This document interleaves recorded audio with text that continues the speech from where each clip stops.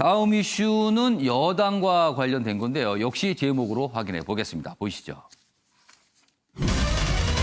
지금 민주당 지지율 위기다. 왜냐하면 현 정부 출범 이후 가장 낮은 당 지지율이 기록이 됐거든요. 그런데 그런 가운데 2명의 전직 청와대 대변인 고민정 입당을 했고요. 김의겸 전 대변인 지금 당에 읍소를 하고 있는 상황입니다. 이 얘기 좀 해보겠습니다.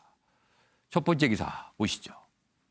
콘크리트 여당 지지율 신종 코로나에 금이 가는 건가 지금 이런 얘기입니다. 조국 사태 때도 공고했던 지지율이요. 지금 34%를 기록했습니다. 조국 정부에서도 40% 정도는 유지하고 있었는데 이게 지금 낮아진 거예요. 그래서 이게 위기다. 특히 여기 보시면 이게 이제 한국갤럽 여론조사 지난 금요일에 나온 여론조사인데요. 여성과 20대, 30대 층에서 지지율이 많이 하락을 했다라는 거예요. 이른바 이 여자, 20대 여성층이 문재인 대통령의 굳건한 지지층이었다. 이렇게 분석이 됐는데 이 부분에서 이 지지층이 흔들리고 있다. 이런 분석들이 나오고 있습니다. 그래서 지금 지지율 위기다는 얘기가 나오고 있죠. 자, 이런 가운데 어제 국회에서 있었던 모습인데요. 다음 기사 보겠습니다. 청와대 대변인 출신 줄줄이 출마 도전을 하고 있는데요. 고민정 전 대변인 지역구에 대한 질문을 받자 당에 일임하겠다 이렇게 돼 있습니다. 그래서 뭐 서울 광진을 뭐 동작을 아니면 경기도 고양 뭐 일산 지역이에요. 이렇게 거론이 되고 있는데 아직까지는 모릅니다. 그리고 이 상황에서 김의겸 전 청와대 대변인 최근에 당의 검증이 마무리가 안 되고 있어요. 계속 뭐가 보류가 되고 있거든요. 그러자 이해찬 대표에게 편지 형식의 읍소하는 글을 SNS에 올립니다. 예비 후보라도 뛰게 해주세요. 그렇다면 신인 가산점 안 받겠습니다. 뭐 이런 얘기까지 합니다. 그리고 본인이 기부를 했다. 그리고 뭐 추가로 얼마를 더 했다. 이런 부분까지 강조하면서 읍소를 하고 있는 상황인데 당에서는 뭐 별다른 반응이 없어요. 오늘 관련 회의가 있긴 한데 어떤 결과가 나올지 주목이 됩니다. 지금 상황이 이렇게 가고 있습니다. 자, 그럼 여기서요. 어제 고민정 전 대변인 뭐 입당하는 모습이 있습니다. 확인해 보겠습니다. 저를 믿고 아껴주신 분들의 심장과 또 저의 심장이 가리키는 곳으로 함께 나아가 보려 합니다. 당에게 모든 것들을 지금 맡겨놓은 상태이기 때문에 저도 지금 어디로 가야 할지는 모르는 상황입니다. 자, 주홍구 교수님. 앞선 기사입니다. 민주당 지지율 지금 굉장히 하락하는 모습이다. 그리고 중간에 기사 내용 중에서는 이른바 굳건한 지지층이던 이 여자층의 이탈이 나타나고 있다. 이런 건데 왜 이렇게 된 걸까요? 저는 어떻게 보면 자초한 결과들이 좀 이제 초래했고 이게 누적된 결과들이 나타난다라고 생각을 하고 있습니다. 예. 지금 33%라는 이 지지율은 사실 아까 말씀해 주셨지만 조국 사태 때도 경험하지 못했던 이게 표인심, 이제 민심의 이반이라고도 예측할 수가 있는데 이 부분이 지금 이렇게 연결이 된 것 같아요. 처음에는 사실 원종건 씨로 대표됐던 그 성인지 감수성에 대한 문제. 그래서 그때 이 여자의 더불어민주당 지지층에 이탈이 한번 큰 흔들림이 있었고요.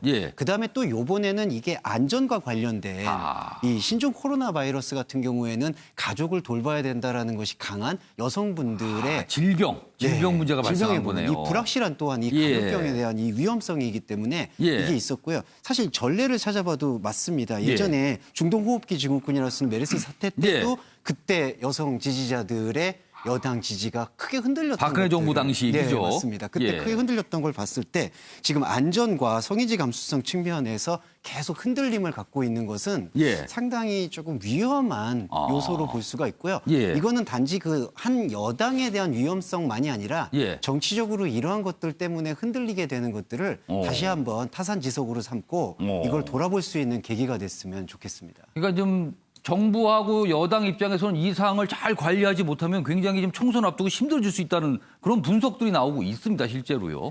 자, 김산일 평론가. 영상에서 확인했지만 고민정 대변인 뭐 본인의 출마 지역에 대해서 뭐 이렇게 그럴까요? 뭐 마음이 가는 곳 그런 취지죠. 그런 곳으로 뭐 당이 결정할 것으로 보인다. 뭐 이런 취지 얘기했어요. 출마 지역 어디가 될까요? 정말. 글쎄요. 저는 뭐 그 언론에서 예측하는 것 중에 한 곳이 될 거라고 보는데 저는 이제 그 당의 영입 인재들이라면 정치 신인이잖아요. 신인다운 호연지기를 보기 어렵다는 것이 굉장히 저는 아쉽습니다. 예를 들어서 정치를 처음 시작할 때 예. 내가 정치를 바꿔보고 싶다라고 했다면 가장 크게 할 수 있는 거는 그 의미가 있는 지역으로 가는 거예요. 예를 들어서 여당 후보라면 예. 야당세가 강한 곳, 어. 그래서 정치를 바꿔볼 만한 곳, 아니면 어떤 뭐 지역 정치를 타파하거나 아니면 그동안 고질적으로 정치의 병폐로 인식됐던 거를 예. 타파하는 의미가 있는 곳, 이런 곳으로 간다면 예. 예를 들어서 스토리를 가지고 감동을 한번 준 것을 어. 그런 호연직이나 도전 정신을 보여주고 예. 젊은 정치를 보여줌으로써 그 감동을 그 이상 배가시키는 그런 게 될 것인데 예. 지금의 형태는 마치 예. 과거의 정치인들을 답습하는 듯한 그러니까 내가 안전하게 제도권으로 안착하는 방법이 무언가를 먼저 찾는 듯한 그런 모습을 보인다는 거에서 예. 저는 참 아쉬움이 많다 이런 그러면 생각이 듭니다. 도전하려는 정신이 좀 부족한 거 아니냐고 보시는 거예요? 예. 왜냐하면 자기가 먼저 자임해서 죽을 곳으로 가면 정치권에서 아니 민심이 예. 이렇게 다시 뛰어 올려서 살려줄 것이라는 믿음이 있어야 되는데 예.